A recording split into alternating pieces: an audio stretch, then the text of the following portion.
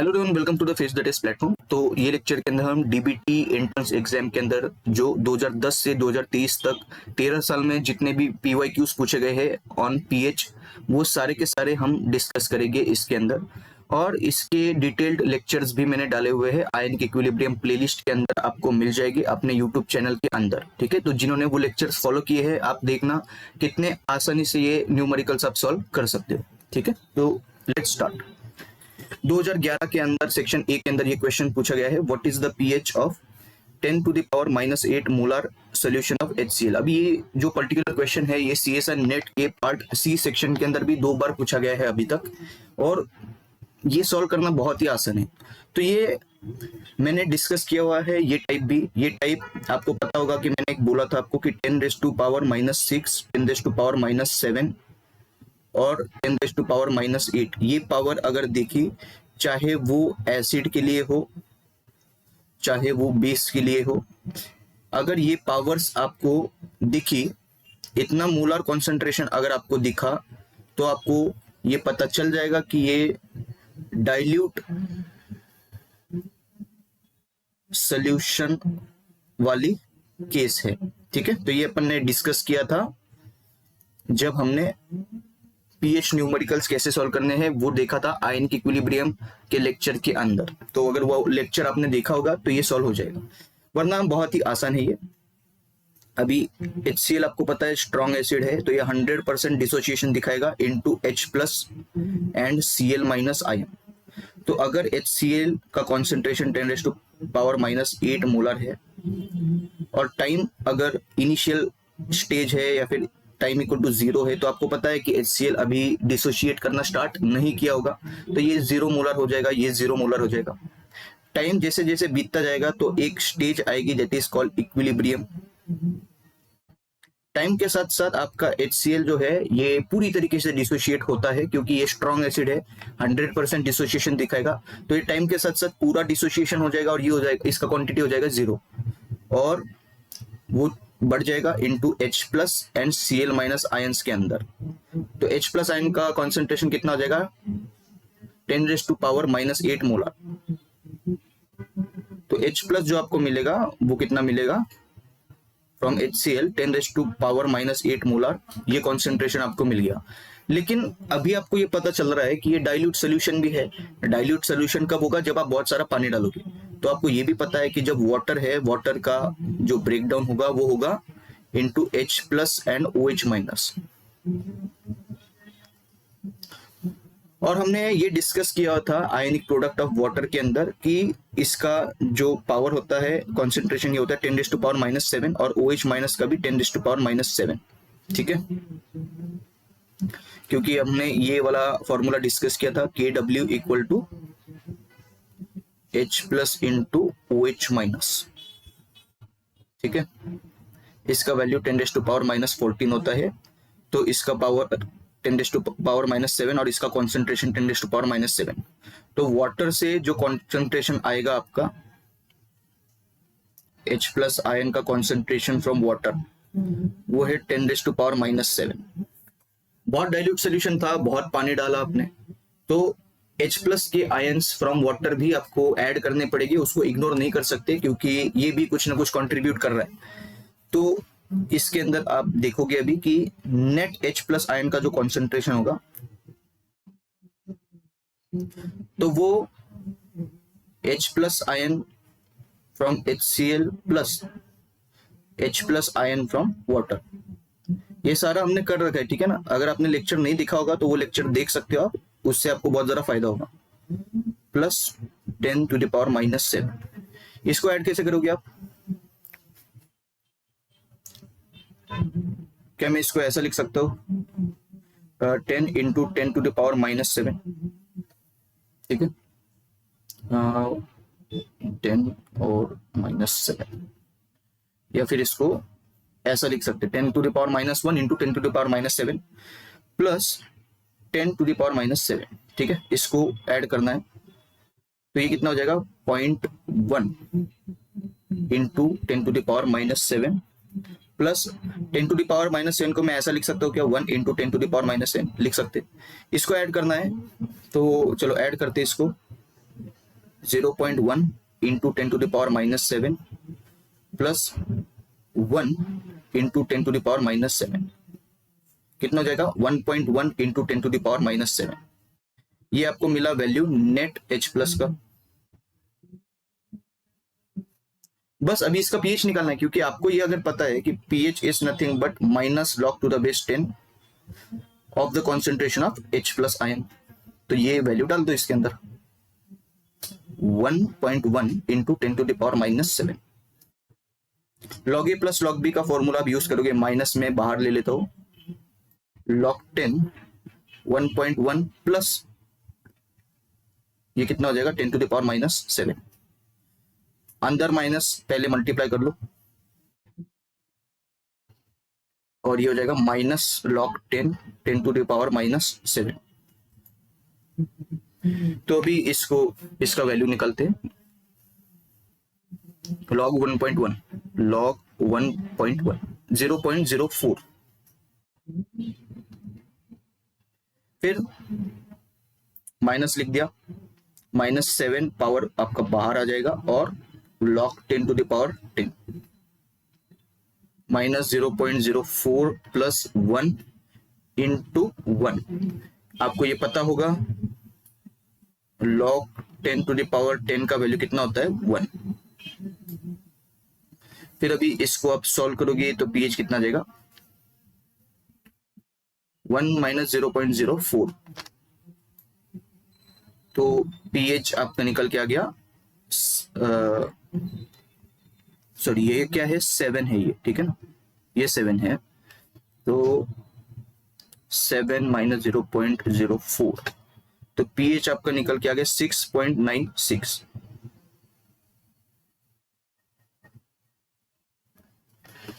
तो ये आपका आंसर है 6.96 के आसपास आपका है ये, तो आपका आंसर है बी।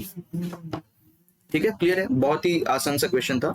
और हमने ये जो क्वेश्चन है इसका भी टाइप क्वेश्चन में अपने YouTube वीडियो के अंदर डिस्कस किया हुआ है। आपको सिर्फ आयनिक इक्विलिब्रियम सर्च करना है अपने YouTube चैनल के अंदर, उसका प्लेलिस्ट भी मैंने बनाया हुआ है, उसके अंदर सारे एक एक टाइप्स मैंने pH के करवा रखे हैं शॉर्टकट ट्रिक्स के साथ। ठीक है, तो वो लेक्चर आप देख सकते हो।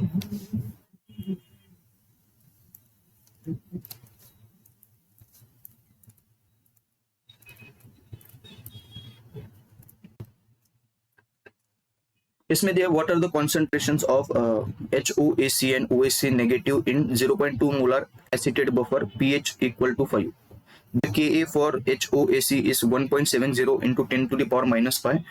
DBT 2011 सेक्शन बी के अंदर पूछा गया क्वेश्चन है, तो चलो इसको सॉल्व करते।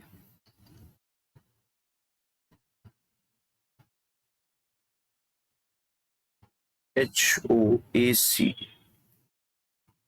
इसका कॉन्सेंट्रेशन पूछा है, OAC नेगेटिव इसका भी कॉन्सेंट्रेशन पूछा है आपको।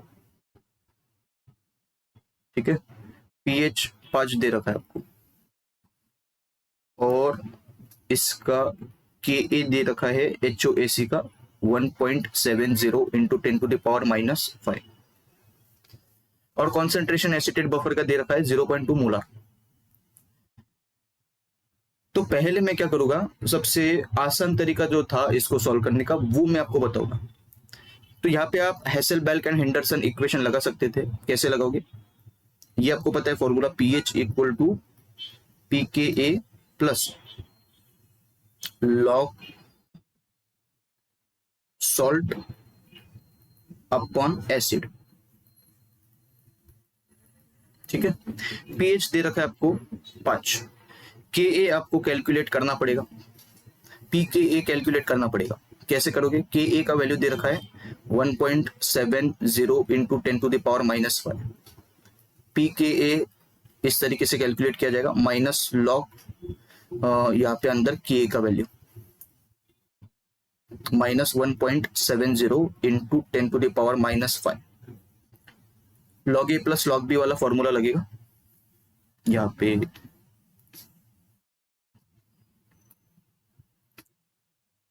Equal to minus log, minus बाहर ले लिया, log 1.70 plus log 10⁻⁻5 minus multiply कर दूंगा अंदर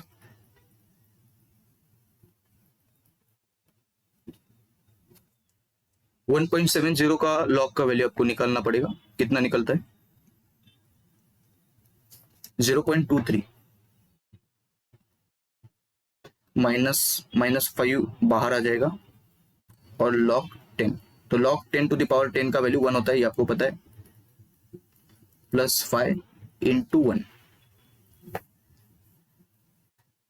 तो ये कितना निकलेगा? 4.77। तो pKa का वैल्यू आपको मिला 4.77 plus log.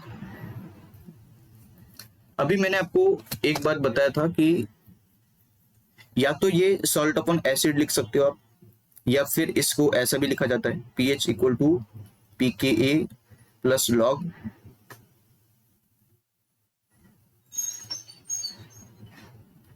Conjugate base upon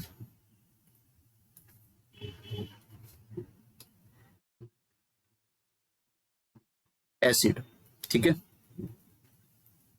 और हमने ये बात डिस्कस की थी कि मान के चलो कि HCl होगा, HCl में से अगर H प्लस आयन निकल जाता है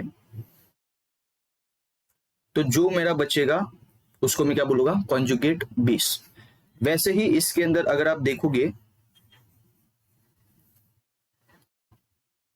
इसके अंदर अगर आप देखोगे तो HOAC है, इसमें से अगर मैं H प्लस को निकल दूं तो मेरा जो बचेगा इसको मैं बोलूंगा कॉन्जुगेट बेस, और HOAC जो है वो हो जाएगा एसिड। तो एक बात आपको ध्यान में रखनी है कि एसिड में से अगर H प्लस निकल जाए तो मुझे मिलता है कॉन्जुगेट बेस। ये हमने सारा पढ़ रखा है। अगर आप डायरेक्टली ये लेक्चर देख रहे हो तो बात अलग है, वरना मैंने ये सब कुछ डिस्कस किया हुआ है आयनिक इक्विलिब्रियम के लेक्चर सीरीज के अंदर, वो आप देख सकते हो। और ये भी मैंने डिस्कस किया था कि अगर बेस के अंदर H प्लस आ जाए या फिर ऐड हो जाए तो उसको हम बोलते हैं कॉन्जुगेट एसिड। ठीक है, तो ये बेसिक्स है, ये आपको पता होनी चाहिए। तो हमको यहाँ पे सिर्फ कॉन्जुगेट बेस का लेना देना है, तो मैंने acid minus H plus equal to conjugate base आपको दिखा दिया। तो एसिड क्या हो जाएगा आपका? HOAC, और कॉन्जुगेट बेस क्या हो जाएगा आपका? OAC negative. तो OAC नेगेटिव आएगा ऊपर न्यूमरेटर के अंदर। बस अभी इसको सॉल्व करना है। 5 माइनस 4.77 कितना आएगा? 0.23 आएगा शायद से, हाँ 0.23। 0.23 equal to log OAC negative upon HOAC।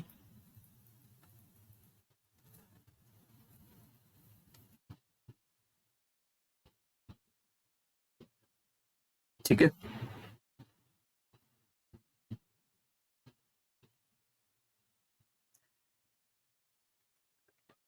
तो इसके जो वैल्यूज होंगे ये आपको देखना पड़ेगा कि कौन सा इसके नजदीक जाएगा।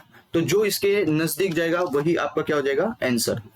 लेकिन एक बात आपको अभी पता होनी चाहिए कि बच्चे क्या करेंगे? OAC नेगेटिव अपन HOAC ऑप्शन से देख देखते वैल्यूज डालेंगे, लेकिन ये अभी नहीं करना है, क्योंकि इसके बाद एक और स्टेप आपकी बच जाती है, दैट इज लॉग को आपको हटाना पड़ेगा। तो मुझे क्या करना पड़ेगा? एंटी लॉग लेना पड़ेगा, क्योंकि बच्चे जो स्टेप्स में गड़बड़ करते हैं वो मैंने आपको समझाया। इसका एंटी लॉग लेके फिर जाके आपका यहाँ पे जो लॉग है राइट साइड पे वो हट जाएगा। ठीक है, तो एंटी लॉग 0.23 का जो वैल्यू होगा वो कितना है? 1.672। बस अभी इसको देखना है।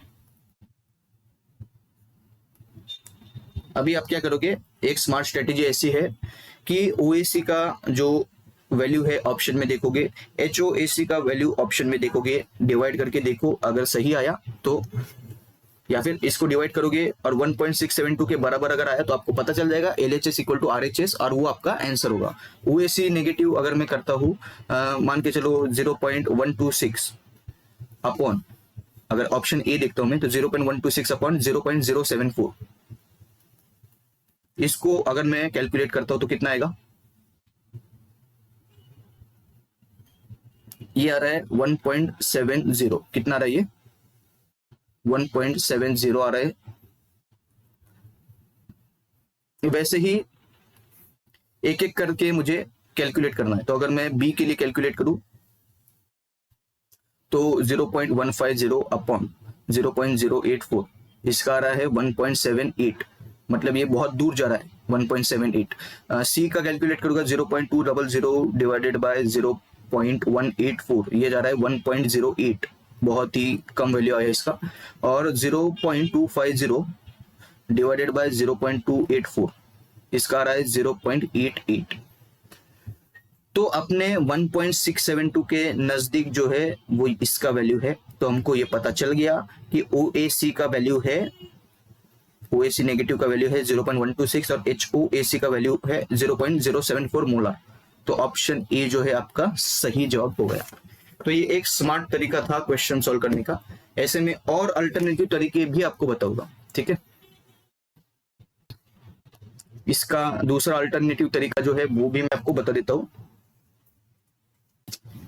क्योंकि ये जो पर्टिकुलर क्वेश्चन है ये बहुत लोगों को जो है टफ लगा है, पता नहीं क्यों।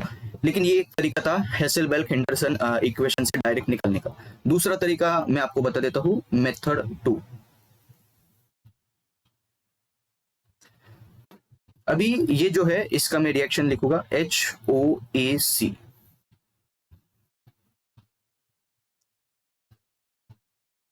इसको, ये बफर को अगर हम पानी में डालते हैं तो वीक एसिड है, तो इस तरीके के एरोज दिखाएंगे डिसोसिएशन के लिए।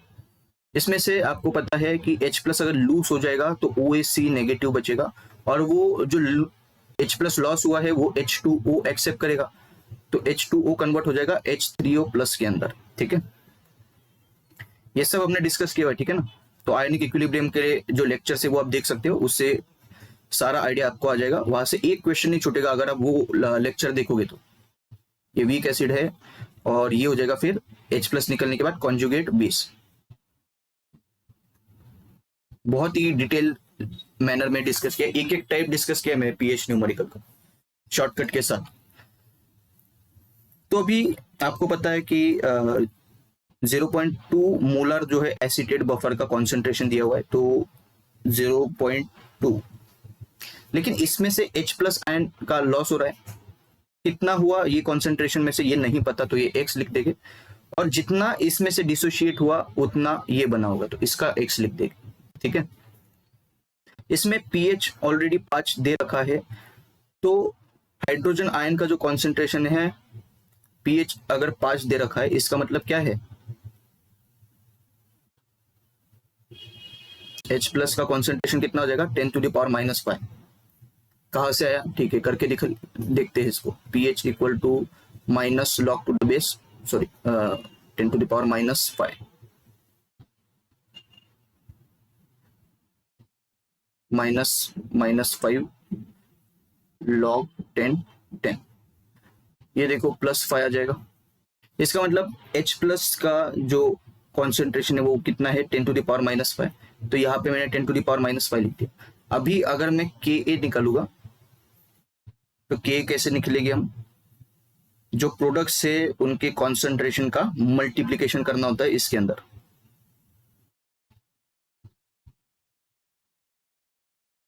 Upon reactant. वाटर का हम नहीं लिखते क्योंकि वाटर का कॉन्सेंट्रेशन कांस्टेंट होता है, ये मैंने ओसवाल्ड डाइल्यूशन लॉ वाले लेक्चर में भी आपको समझाया था। तो Ka का वैल्यू दे रखा है आपको, कितना है 1.70 इंटू 10⁻⁻5। OAC नेगेटिव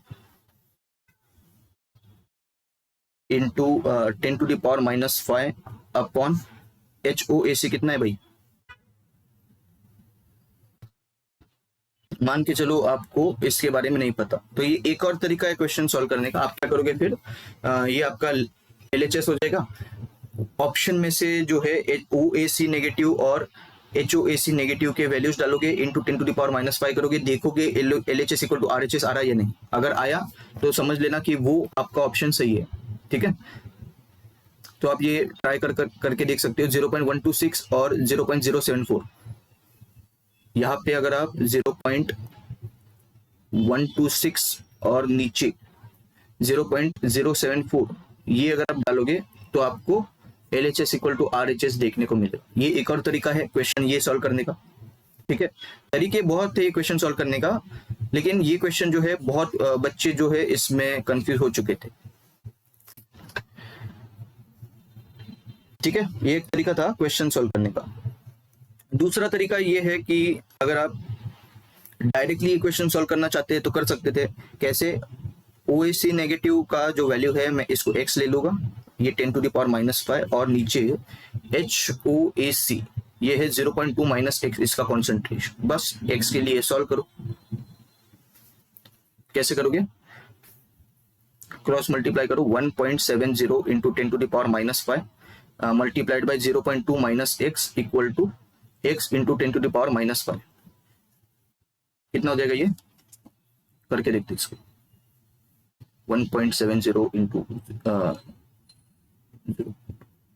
ये है 0.34 into 10⁻⁵ minus 1.70 into 10⁻⁵ x equal to x into 10⁻⁵।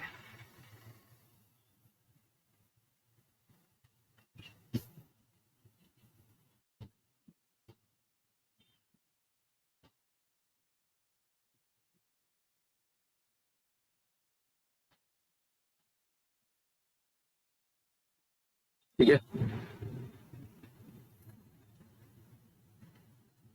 फिर इसको सॉल्व करना है सिर्फ।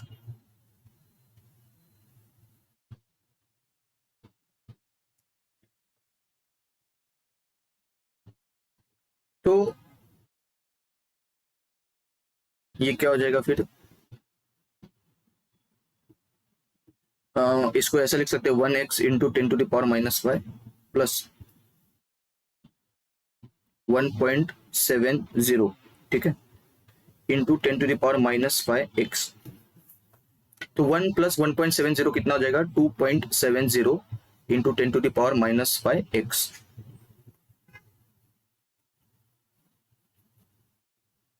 x equal to 0.34 into 10⁻⁻5 upon 2.70 into 10⁻⁻5। ये गया, ये गया 0.34 अपॉन 2.70। तो x का वैल्यू आ रहा है कितना? 0.1259 मोलार। x क्या है यहाँ पे? OAC negative. तो x equal to OAC negative equal to 0.1259 molar.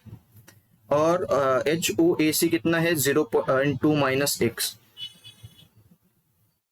0.2 minus x, इसका वैल्यू कितना आएगा?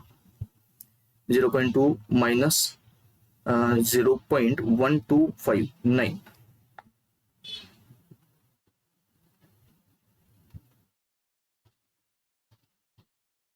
0.074। ठीक है, इसका मतलब 0.2 माइनस x जो था वो कौन था? HOAC का कॉन्सेंट्रेशन कितना आया? 0.074। ये मैच कर रहा है कि देखो एग्जैक्ट मैच चलेगा। OAC नेगेटिव का 0.126 और HOAC का 0.074 मोलर, 0.074 मोलर। ठीक है, तो ये था आपका दूसरा तरीका क्वेश्चन सॉल्व करने का। या फिर इसमें दो तरीके मैंने समझाए, तो तीन तरीके आपके क्वेश्चन सॉल्व करने के हो गए। एक और तरीका था, ये क्वेश्चन सॉल्व किया जा सकता था, तो देखते हैं उसको किस तरीके से आप सॉल्व करोगे।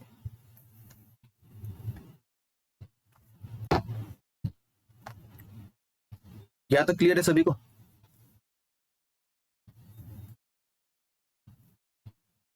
अभी इतना अगर आपको कैलकुलेशन नहीं करना है, इतना अगर आपको कैलकुलेशन नहीं करना है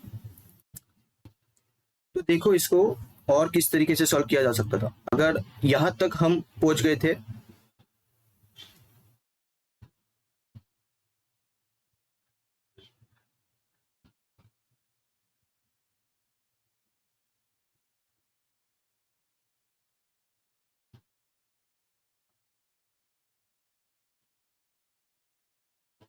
यहाँ पे मैं मिटा देता हूँ इसको।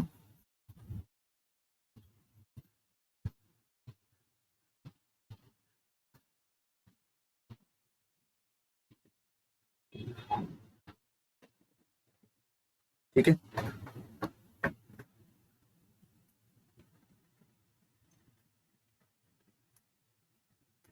अभी यहां से हम इसको देखते हैं। तो लॉग निकलने के बाद हमको ये पता है कि ओ A C negative upon H O A सी, और एंटी लॉग 0.23 का जो वैल्यू है ये हम राउंड ऑफ करके अगर 1.70 मान लेते हैं। ठीक है, तो इसके बाद आप ये देख सकते हो कि यहाँ पे आपको कुछ सीरीज देखनी पड़ेगी, इक्वेशन के लगाने पड़ेगी। जैसे कि हम ये लिख सकते हैं कि H O A C plus O A C negative equal to 0.2 molar. इसको मैं लिखूंगा इक्वेशन 1। कहां से आया? एसिटेट बफर में उन्होंने दे रखा है कि 0.2 मोलर है, और एसिटेट बफर में क्या क्या होगे? एसिड और उसका कॉन्जुगेट बेस। ठीक है, तो ये एक इक्वेशन 1। इक्वेशन 2 हम इसके रिस्पेक्ट में लिख सकते हैं, O A C negative equal to 1.70 multiplied by H O A C. ठीक है, ये क्रॉस मल्टीप्लीकेशन कर दिया मैंने और इक्वेशन 2 लिख दिया। अभी कुछ भी नहीं करना है आपको, यहां पे आपको इक्वेशन 1 में वैल्यू डालनी है ओ ए सी नेगेटिव की। तो H O A C plus 1.70 H O A C equal to 0.2 molar. ठीक है भाई, समझ में आया? फिर इसके बाद में 1 प्लस 1.70 कितना है? 2.70 एच ओ ए सी आएगा इक्वल टू 0.2 मोलर। क्लियर है? तो फिर आएगा H O A C equal to 0.2 upon 2.70, कितना आएगा ये? 0.074 मोलर। ये वैल्यू आई आपकी एच ओ ए सी की, और ओ ए सी का वैल्यू कितना है? 1.70 into H O A C. ठीक है, इक्वेशन 2 से 1.70 मल्टीप्लाइड बाय 0.074 इक्वल टू कितना मोलर आएगा देख लो। तो 4 तरीके मैंने आपको समझाए। 1.70 मल्टीप्लाइड बाय 0.074 0.1258 मोलर। इसलिए ऑप्शन 1 जो है आपका करेक्ट आंसर हो जाएगा।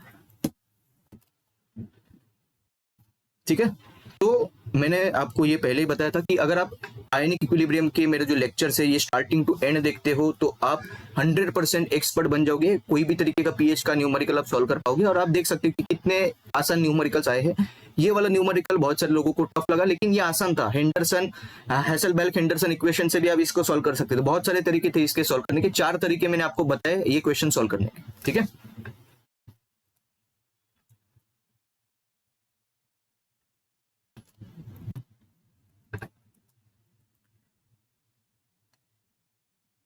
तो ये वाला जो क्वेश्चन है ये वाला इंस्टेंटेनियस बफरिंग कैपेसिटी के ऊपर है। अभी ये पर्टिकुलर क्वेश्चन जो है इसके लिए मुझे एक अलग से लेक्चर लेना पड़ेगा, क्योंकि इंस्टेंटेनियस बफरिंग कैपेसिटी हमने अभी तक नहीं पढ़ा है। और मैंने इसके बहुत सारे फॉर्मूलेज भी ढूंढे। मुझे बफरिंग कैपेसिटी का फॉर्मूला पता है, लेकिन इंस्टेंटेनियस बफरिंग कैपेसिटी जब वो फॉर्मूले से मैं सॉल्व कर रहा हूँ तो आंसर जो है वो नहीं निकल रहा है। तो अगर आपके पास इसका कोई फॉर्मूला होगा तो आप शेयर कर देना कमेंट सेक्शन में, तो मुझे भी ये पता चल जाएगा कि ये सॉल्व इसका मतलब इसको किस तरीके से सॉल्व करना है। बफरिंग कैपेसिटी जो है मैंने आपको समझाया हुआ है आयनिक इक्विलिब्रियम के लेक्चर के अंदर, लेकिन ये जो है ये कुछ और ही चीज है। बफरिंग कैपेसिटी मैंने आपको समझाया था, तो वो फॉर्मूले से ये क्वेश्चन सॉल्व नहीं हो रहा है। Buffering capacity is denoted by phi equal to, इसका जो फॉर्मूला है वो है number of moles of H plus or OH minus added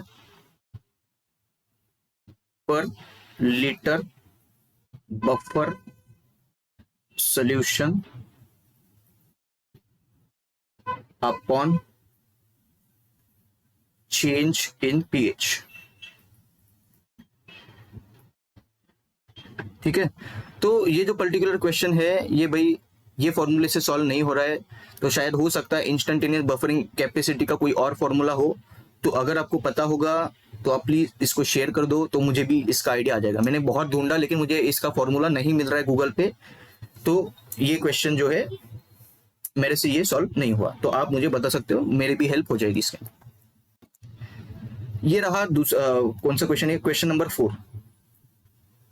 What is the pH of 10 to the power minus 8 molar solution of HCl। ये again 2 बार question पूछा गया है, DBT के अंदर भी और CSR नेट के अंदर भी, और हमने ये क्वेश्चन ऑलरेडी सॉल्व कर लिया है। इसका आंसर है 6.959। कहां पे सॉल्व किया,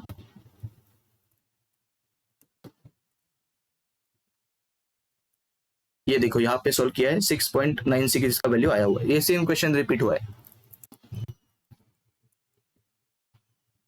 इसका आंसर है 1।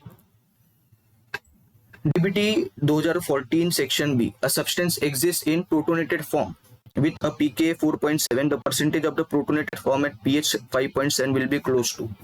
तो मैंने आपको अल्टरनेटिव फॉर्मूले भी समझाए थे हैसेलबैल्क एंड हेंडरसन इक्वेशन लिखने के, उसमें से एक फॉर्मूला ये था, या फिर उसमें से एक इस तरीके से मैंने कन्वर्ट किया था फॉर्मूले को, pH equal to pK log 10 deprotonated form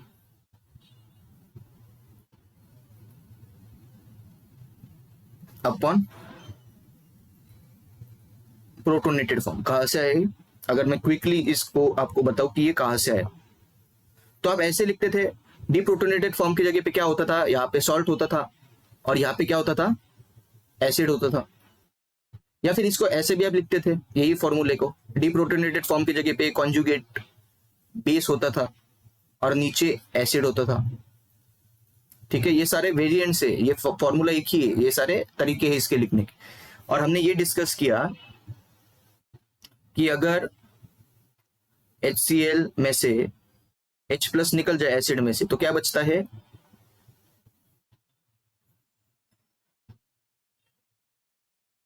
Cl- बचेगा। तो ये अगर मैं निकाल दूं H+ को, तो क्या बचेगा, Cl-। ठीक है, तो यहां पे आप देख सकते हो कि एसिड के पास क्या होगा, H, और Cl- जो आपका कॉन्जुगेट बेस है,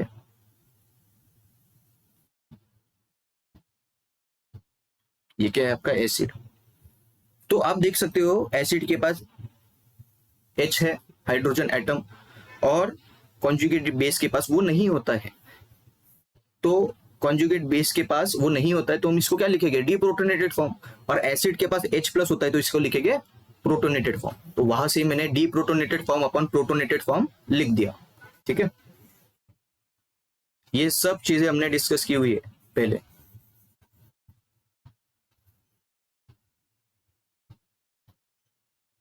तो ये भी मिटा देता हूं अभी।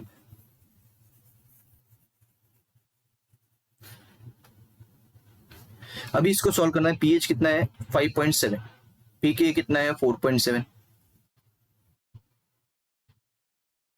डी डीपी अपॉन पी लिख देता हूं मैं शॉर्टकट। ठीक है ना, डीप्रोटोनेटेड को डीपी और प्रोटोनेटेड को P.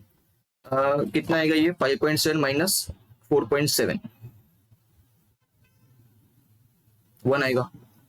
1 equal to log 10 DP upon P.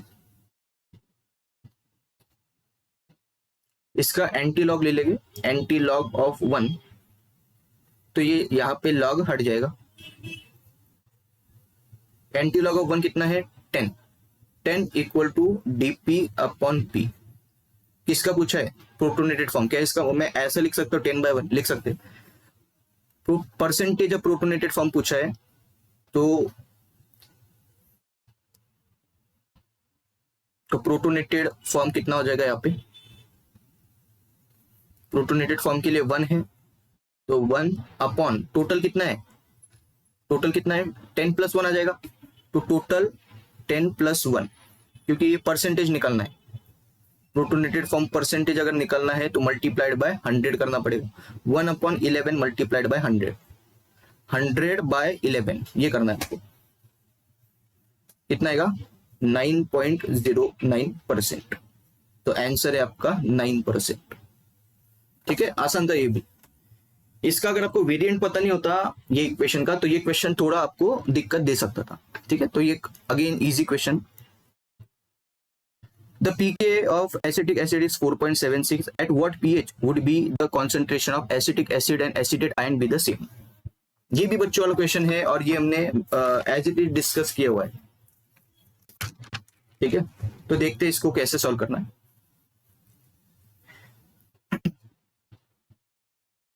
pH equal to pKa plus log to the base 10 salt upon acid। ठीक है, एसिटेट आयन और एसिटिक एसिड, यहाँ पे तो आपको पता चल गया होगा कि ये एसिड है और एसिटेट आयन आपका क्या है, सॉल्ट, सॉल्ट से आया हुआ ये। ठीक है, मतलब ये CH3COOH है और ये है CH3COO नेगेटिव। तो यहां से आपको एक आइडिया आ जानी चाहिए कि अगर एसिड में से अगर H प्लस निकल गया तो क्या बचेगा, CH3COO नेगेटिव। ठीक है, तो ये क्या हो जाएगा, ये आपका है कॉन्जुगेट बेस, एसिटेट आयन है आपका कॉन्जुगेट बेस और ये है आपका एसिड। ठीक है, इसी को मैं ऐसा लिख सकता था ये फॉर्मूले को, pH equal to pKa plus log to the base 10 conjugate acid conjugate base upon acid. ठीक है, pH equal to pKa plus log to the base 10, conjugate base कितना है भैया अपना, आपका कौन है कॉन्जुगेट बेस, CH3COO नेगेटिव मतलब एसिटेट आयन अपॉन CH3COOH। ठीक है,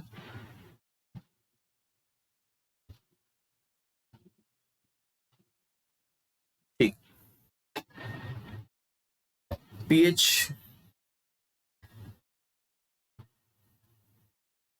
at what pH would be the concentration of acetic acid and acetate ion be the same?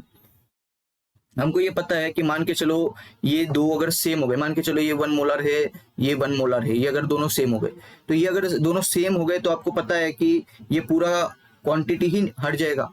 ठीक है, कैंसिल हो जाएगा दोनों अगर सेम हुए तो जब ये दोनों सेम होते हैं तो pH इक्वल टू pKa मिलता है। ठीक है ना, क्योंकि log 10 के बाद ये क्या आ जाएगा, log 10 और ये आ जाएगा 1, क्योंकि सेम होने के बाद 1 आ जाएगा और इसका जो वैल्यू होता है, इसका वैल्यू होता है 0। तो इसका मतलब क्या हो जाएगा, pH equal to pKa plus 0। इसका मतलब क्या हो जाएगा, pH इक्वल टू pKa। तो when pH equal to pKa, when pH equal to pKa equal to 4.76, तब जाके आपका कॉन्जुगेट एसिड कॉन्जुगेट बेस और एसिड का जो pH हो जाएगा, वो कॉन्सेंट्रेशन जो हो जाएगा वो सेम हो जाएगा। तो pH equal to pK equal to 4.76, तो pH का आंसर होना चाहिए 4.76। ये भी हमने डिस्कस किया हुआ है, तो सब कुछ हमने डिस्कस किया हुआ है अपने लेक्चर के अंदर। मैं सिर्फ सजेस्ट करूंगा कि वो लेक्चर्स आप देखो, आयनिक इक्विलिब्रियम के बहुत ही बेहतरीन तरीके से एक्सप्लेन किया हुआ है।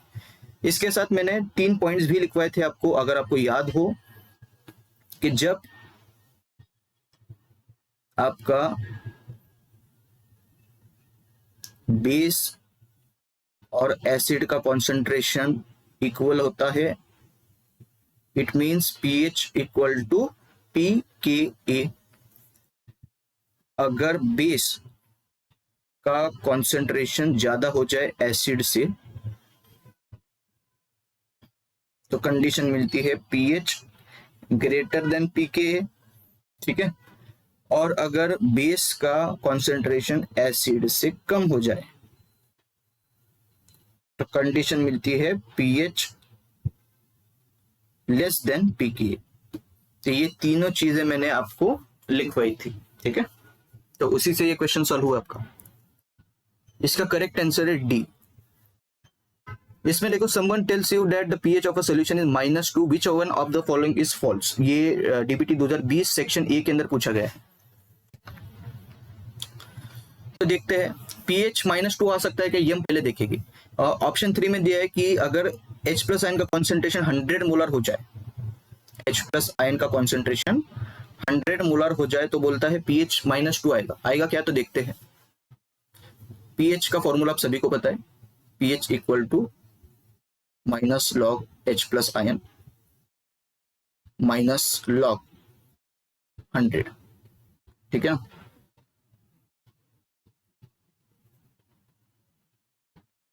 और जब आप ये कैलकुलेट करोगे 100 का जो लॉग है इसका वैल्यू कितना आएगा, इसका वैल्यू आएगा 2, तो इसका आंसर आएगा -2।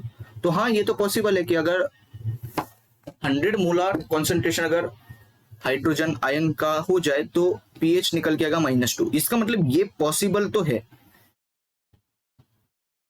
तो ऑप्शन 4 में देखो क्या लिखा है कि such a value of pH is possible in theory. हाँ, हमने कैलकुलेट किया, ये तो पॉसिबल है, तो ये तो उल्टा ट्रू स्टेटमेंट है, तो ये गया। और 100 मोलर जब कॉन्सेंट्रेशन होगा तो -2 आएगा, ये भी पॉसिबल है। हमको फॉल्स पूछा है ना, तो ये दोनों तो ट्रू स्टेटमेंट है।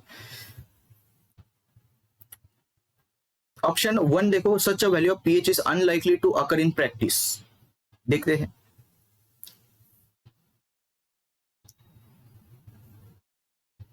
मान के चलो मैं HCl का अगर लू, ठीक है, इसका जो मास होगा, मॉलिक्यूलर वेट जो होगा, तो H का कितना हो जाएगा, हाइड्रोजन का 1 हो जाएगा और क्लोरीन का 35.5 हो जाएगा, ठीक है ना। 36.5 इसका मॉलिक्यूलर वेट है। आपको पता है कि जब मैं 36.5 ग्राम HCl को 1 लीटर पानी में डालूंगा तो मेरा 1 मोलर HCl का सोल्यूशन तैयार होगा। तो अगर मुझे 100 मोलर बनाना है तो मुझे इसको 100 से मल्टीप्लाई करना पड़ेगा। इतना ग्राम HCl मुझे 1 लीटर पानी में डालना पड़ेगा, तब 100 मोलर तैयार होगा। इसका मतलब कितना ग्राम हुआ, देखो ये 3650 ग्राम। इतना HCl मुझे 1 लीटर पानी में डालना पड़ेगा, तब मुझे 100 मोलर HCl मिलेगा। मतलब अराउंड ये 3.6 किलो आपका ग्राम हो जाएगा। तो इतना ग्राम 1 लीटर में तो डिजोल्व हो ही नहीं सकता। तो ये बात तो सही है कि ये unlikely to occur in practice, तो लैब में आप करोगे तो ये पॉसिबल नहीं है, ठीक है, 1 लीटर पानी में इतना सारा डालना और वो डिजोल्व करना। तो ये भी ट्रू स्टेटमेंट है। और बी में पूछा है कि such a value of pH is impossible even in theory. Impossible कैसे यार, हमने तो कैलकुलेट कर लिया इसको, ठीक है, तो ये तो पॉसिबल है। तो ऑप्शन बी आपका जो है वो करेक्ट आंसर है, क्योंकि फॉल्स स्टेटमेंट पूछा है। ये वाला भी हमने डिस्कस किया है। तो सारे क्वेश्चन देखो हमने डिस्कस किया और वही से क्वेश्चन है। हमने तो कितने हाई लेवल के क्वेश्चन डिस्कस किए थे और देखो क्या पूछ रही है। यहाँ पे लिखा है choose the correct order in terms of pK. ये क्वेश्चन पूछा है डीबीटी 2020 सेक्शन बी के अंदर। हमने ये डिस्कस किया था कि जो स्ट्रॉन्ग एसिड होता है उसका Ka जो है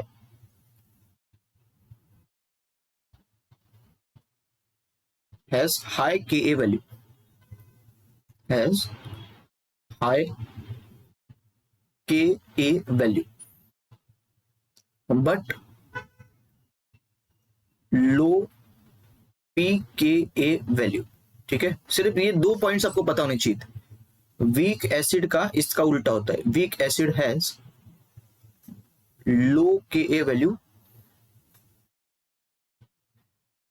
बट हाई pKa वैल्यू,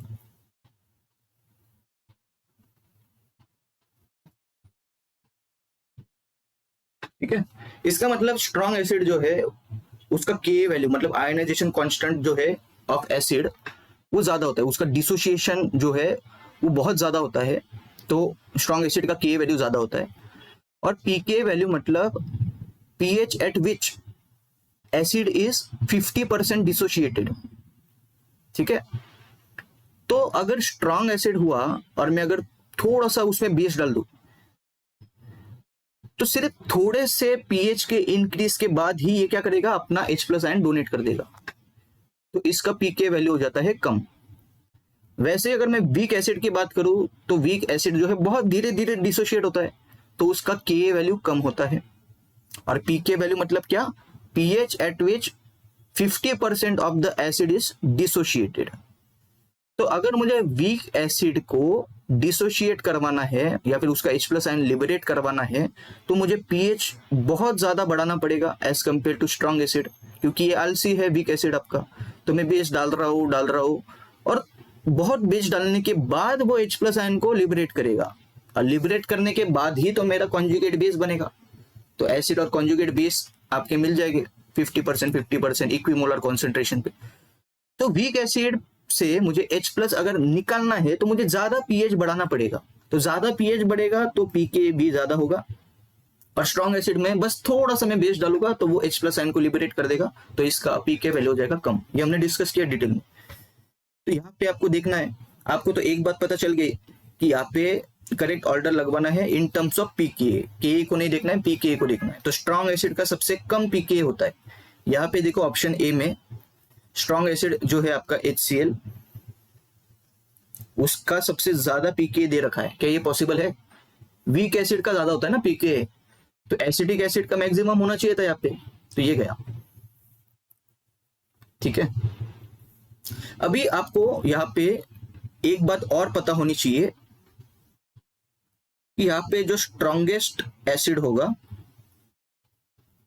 वो है H2SO4, क्योंकि जब ये डिसोशिएट करेगा तो दो दो H प्लस आइंस भी निकलेगी। तो ये H2SO4 जो है स्ट्रॉन्गेस्ट एसिड है एज कंपेयर टू HCl। और ये केस के अंदर जो आपका वीकेस्ट एसिड है वो है आपका एसिटिक एसिड।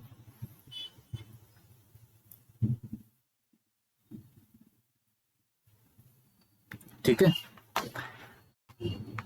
तो H2SO4 का जो pKa होना चाहिए वो सबसे कम होना चाहिए, क्योंकि जितना स्ट्रॉन्ग उतना कम pKa। तो यहाँ पे देखो अगर मैं ये कंपेयर करूंगा तो H2SO4 का ज्यादा दिखाया है HCl से। H2SO4 तो सबसे स्ट्रॉन्ग है, तो H2SO4 का सबसे कम होना चाहिए, सबसे कम। तो ये देखो यहाँ पे ये एरो दिखा रखा है जो कि ये गलत है। यहाँ पे देखो HCl का जो पीके है वो ज्यादा H2SO4 से, क्योंकि HCl कम स्ट्रॉन्ग है H2SO4 से, तो ये यहाँ पे सही है। और TFA जो आपका वीक एसिड है उसका पीके ज्यादा है एज कंपेयर टू HCl, तो ये भी सही है। और वीकेस्ट एसिड जो है एसिटिक एसिड, इसका पीके सबसे ज्यादा होगा, मैक्सिमम होगा। ये है आपका वीकेस्ट एसिड और ये है आपका स्ट्रॉन्गेस्ट एसिड।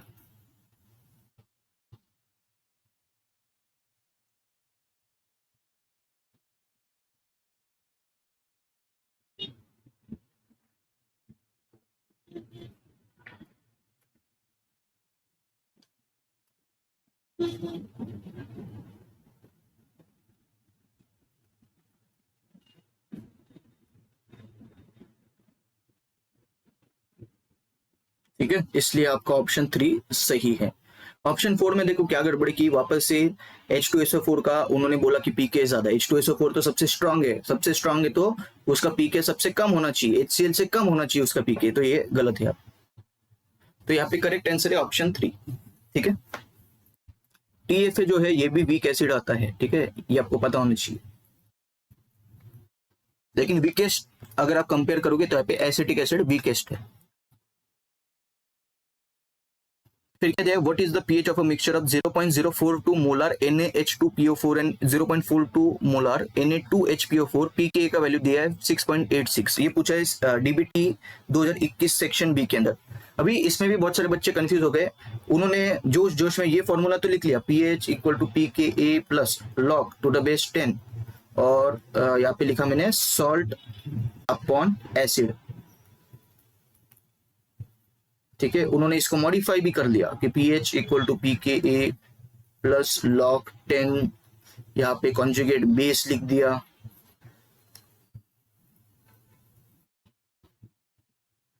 और नीचे एसिड लगा दिया। ठीक है, ये फॉर्मूला तो ठीक है यहाँ तक। लेकिन बच्चे हो गए कंफ्यूज कि कॉन्जुगेट बेस किसको रखे, एसिड किसको रखे। ठीक है, तो यहाँ पे आपको मैंने समझाया था कि अगर एसिड में से H+ निकल जाए तो जो मेरा बचेगा वो होगा कॉन्जुगेट बेस। ठीक है, तो स्मार्ट तरीका देखो इसको पहचानने का।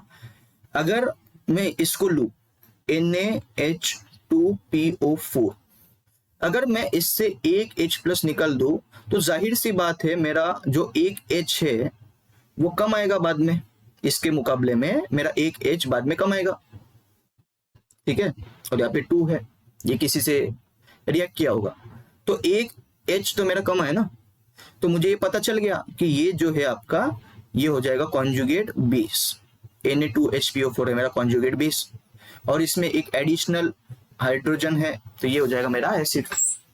ठीक है, तो ये स्मार्ट तरीका था इसको पहचानने का। pH निकालना है, pK 6.86 दिया है प्लस log 10, और अभी बाकी का बच्चों का खेल है। ये क्या है, Na2HPO4 NaH2PO4।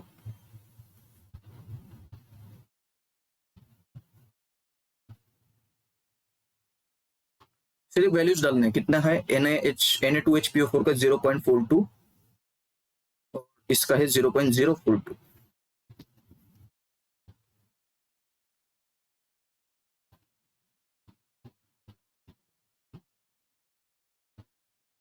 इसका वैल्यू आता है 10 और log 10 टू द बेस 10 का वैल्यू है 1।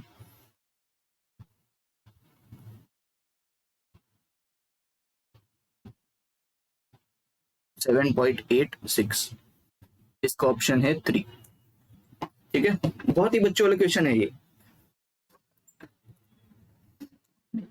1 molar tris HCl of pH 8 solution was diluted tenfold. What will be the pH of the resulting solution?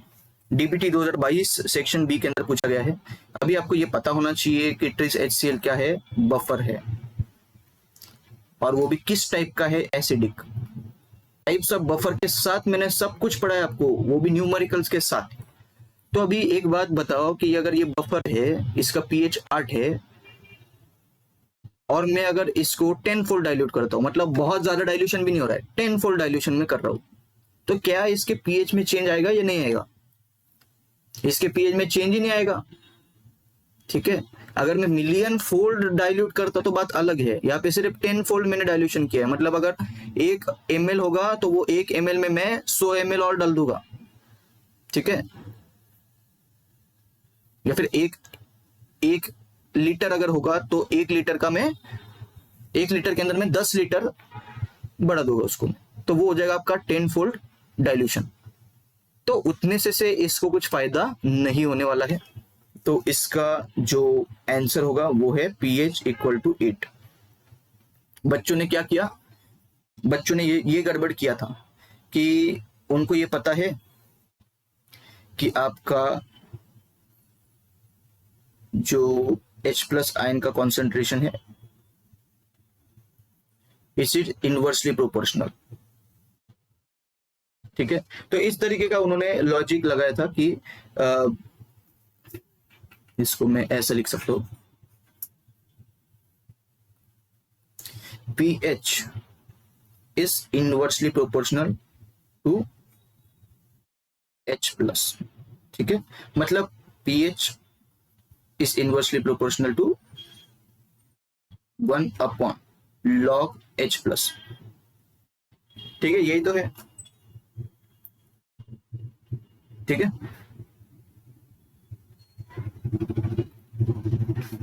या फिर मैं इसको log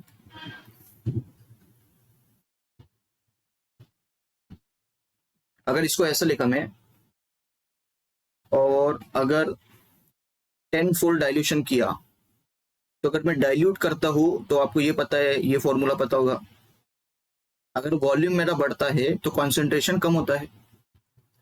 तो अगर मैं डाइल्यूट करूंगा तो कॉन्सेंट्रेशन इसका कम हो जाएगा, कॉन्सेंट्रेशन कम हो जाएगा तो ये एक बढ़ जाएगा pH। तो कॉन्सेंट्रेशन अगर 10 से कम हो रहा है, कॉन्सेंट्रेशन अगर 10 से कम हो रहा है तो log 10 का वैल्यू कितना है, 1। तो पीएच कितने से बढ़ना चाहिए? 1 से। तो 8 का पीएच कितना होना चाहिए? 9। ऐसे बच्चों ने देखा। अभी लकीली इसके अंदर 9 नहीं है, वरना अगर आप 9 टिक करके आते तो वो आंसर रॉन्ग हो जाता आपका। ये फॉलो क्यों नहीं कर रहा है ये कंडीशन में? क्योंकि यहाँ पे ये बफर दे रखा है आपको। अगर नॉर्मल चीज चलती, बफर नहीं देती, तो आंसर आपका 9 आता यहाँ पे, ठीक है। लेकिन हम बफर को डाइल्यूट कर रहे हैं, तो उसके अंदर पीएच आपका उतना ही रहेगा, क्योंकि बफर का काम क्या है? It will resist the change in pH, ठीक है। इसलिए इसका जो आंसर है वो क्या हो जाएगा? ऑप्शन 1।